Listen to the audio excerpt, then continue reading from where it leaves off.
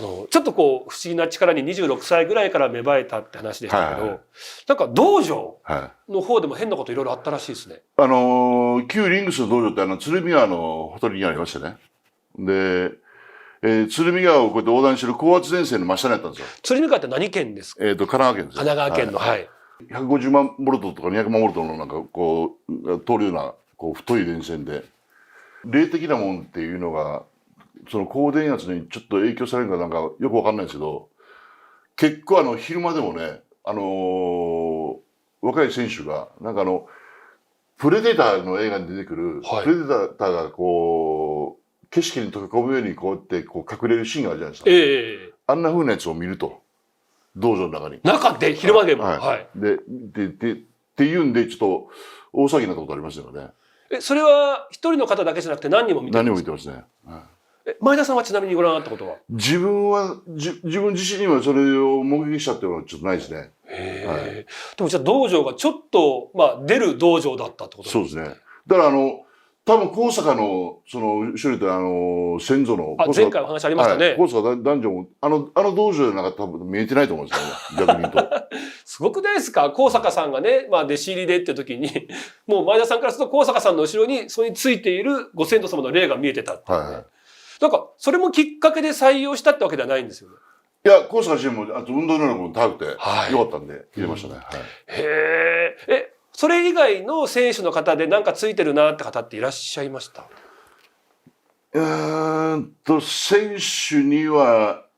選手にはなかったですね。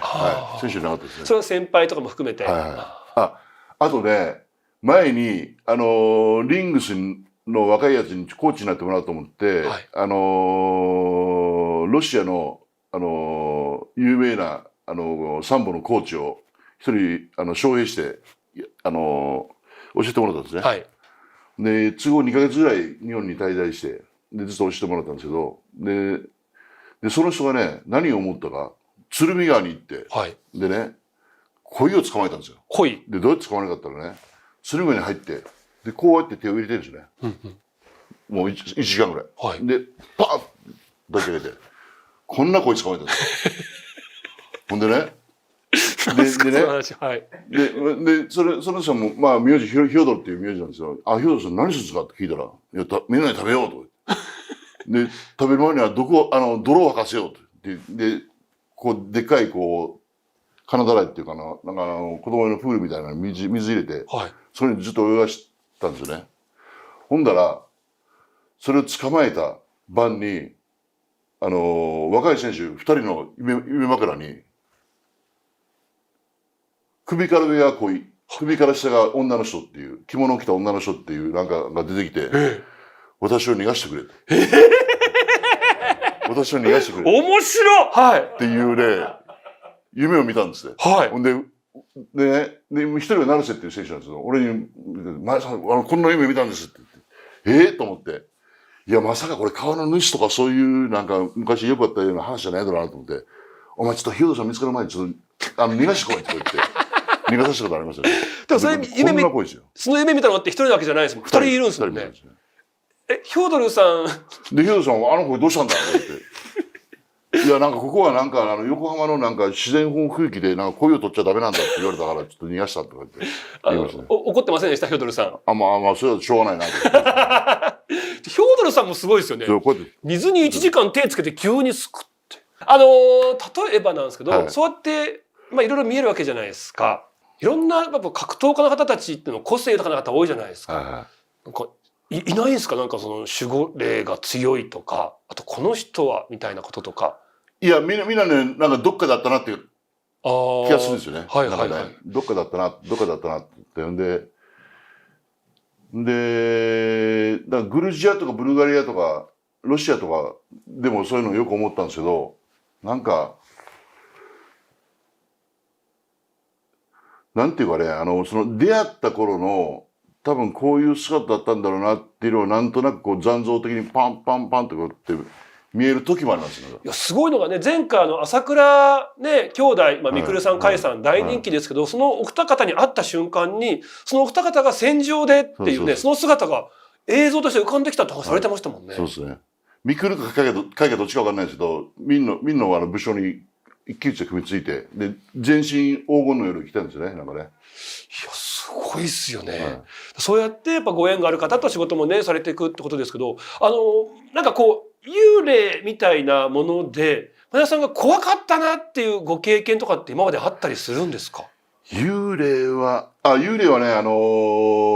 自分は当事者じゃないんですけど、はい、一回新日本プロレスのね、巡業でね、大騒ぎになったことが一回あるんですよね。なんすか？何かというと、福岡の博多にある、はい、もう今もそのホテルないんだよね。そうだね。さっき調べたもんなかったんで、多分潰れてると思うんですけど、はい、っ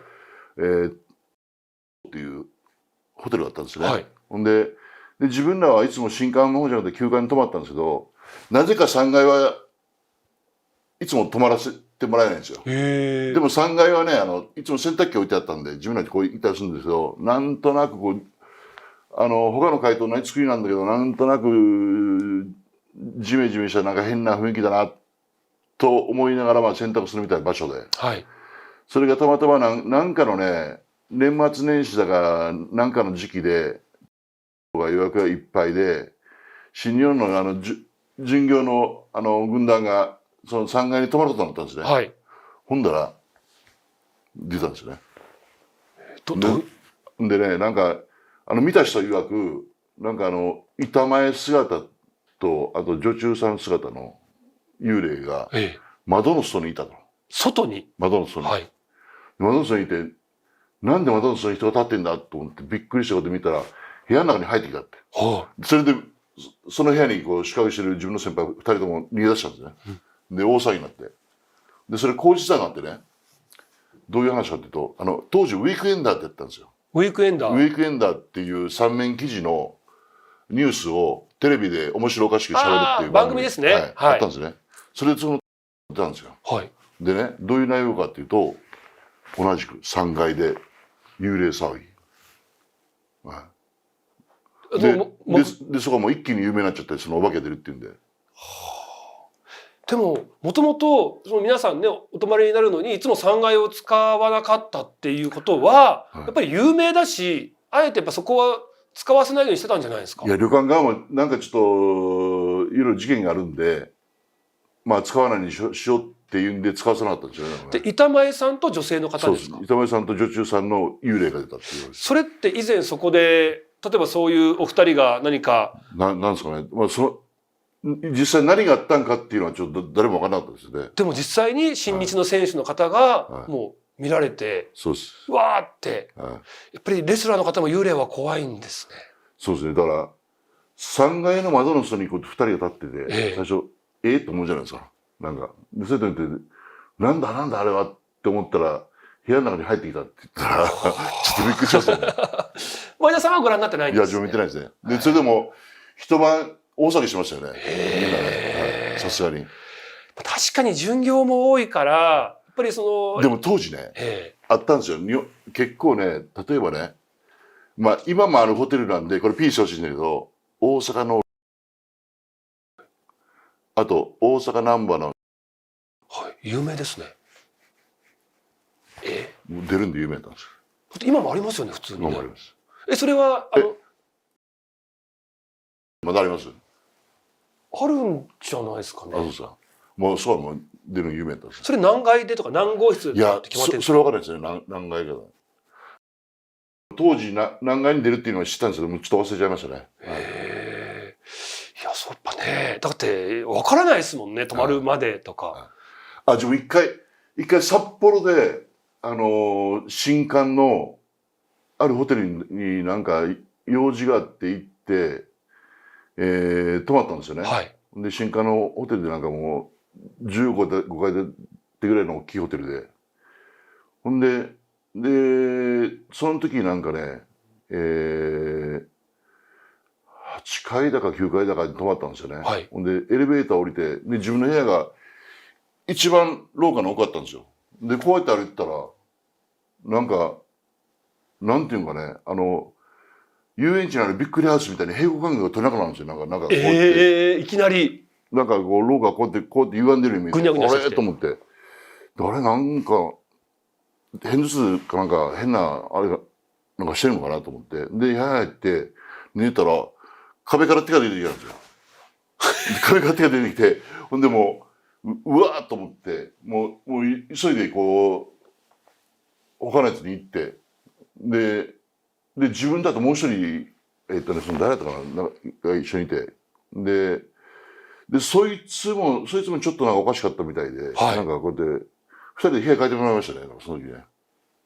ほんで、なんで、後々よく聞いたら、そこがなんか、もともと墓地だったっていうね。いや、あとまだありますからね。何ですか？東京でね、はい、これはもう P してほしいんですけど、交差点のあるでしょ。はいはいはい。よく使います、明治通り。ね。あそこ、夜見るでしょ。はい、ほとんど電気ついてないんですよ、未だに。なんでか知ってます？あそこは室町時代から続く名刹で、古いお墓がいっぱいあったんですよ。全部取ってったんですよ。じゃあ、あそこってあんまり人入ってないんですかね？いや、夜見てください。全然電気ついてないですよ。だってあんな一等地で。はい、てか、めちゃくちゃ通ります、あそこ。もう、あれ建ってから、もう20年以上経ってますよ。あのビル。全然入ってないでしょ。確認してみます。多分、今日も帰り道通りますし。夜通ったら、うわー、全然電気ついてないっていつも思いますよ。はあ、言われてみたら、あんな一等地なのに。でしょ？はい。普通だとあんなとこ、すぐいっぱいになるはずじゃないですか。ですね。六本木麻布目の前で。で病院もすぐ近くにありますしね。病院も目の前じゃないですか。はい。で、なんでってなりますよね。そういう場所なんですね。あそこにもう古いお墓がいっぱいあったんですよ。なんか。で、お寺時代がもう、下手したら室町時代の鎌倉時代からあったような、そうなんですね。古いお寺なんで。場所で言うと、これあれですよね、本当明治通りで、なんでしょうね、こっち行ったらトンネルあって目黒行けますよとかもあるし、で、まっすぐ行ったらね、品川の方とかも抜けていますしっていう、すっごい有名な交差点ですよね。うわー、ちょっと気にして見てみよう。いや、そうなんですね。あそこ夜見たらいつもね、あれ、全然電気ついてないなって。こんな大きなマンションに誰も住んで、誰もっていうかもうほとんど住んでないですね。いや、ちょっと本当に今回もいろんな情報を、なんか話していただいてありがとうございます。なんか、あれなんですか、格闘家の方とか、レスラーの方とかってやっぱりある意味、本当に命をかけて、本当にギリギリの状態でっていう世界に生きてる皆さんじゃないですか。霊感とか強い方って多いんですかね？聞いたことあります？どうなんですかね。でもなんか、なんとなくここは嫌だなとかっていうことを言うやつはいますね、なんかね。なんか霊感と分からずに、なんか喋ってるようなやつは結構いますよね。有名な、幽霊が見えるよとかっていう人はいないですか？お仲間で。でも猪木さんなんかそういうの見えるとか感じとか言ってましたよね、なんかね。あ、そうなんですか。猪木さん言ってましたね。猪木さんじゃあ霊感みたいな力もあったんですかね。言ってましたね。はい。でもきっと何か危機察知能力じゃないけども、何かそういう直感力っていうのが人並み以上に外れてお強い方多いんでしょうしね。猪木さんまでになるとそういう力もあったんですかね。なんかそういうのを割と口に出す、たまに言う人だったですね、なんかね、猪木さん。なんかよく猪木さんがね、こうやって気合い入れるぞっつって出ると本当になんか元気になるみたいな都市伝説もあったんですけど、そういう何かパワーみたいなやっぱ力もある方なんですかね。他の人たちに比べるとやっぱりありましたよね、なんかね。なんかオーラじゃないですけども、やっぱり何かパワーが並々外れてある方でした？独特のものありましたね。独特というとどんな感じだったんですか？言葉に表せにくいんですけど、なんていうんですかね、なんかそうですね。だから猪木さんも多分なんか昔からそういうなんか争い事っていうか、そういう武将とかそういう系統でずっと来てる人なんですよね、多分ね。猪木さんとお会いした時はなんかビジョン見えたんですか？いや、そういうのはないです。そういうのはないです、全然。いやー、でもすごい方ですからね。何かそういった力もやっぱあるのかもしれないですね。いや、本当ありがとうございます。すいません。本当にね、いろんな話していただきまして、なんかすごく光栄で、ずっと感激しっぱなしでした。ありがとうございました。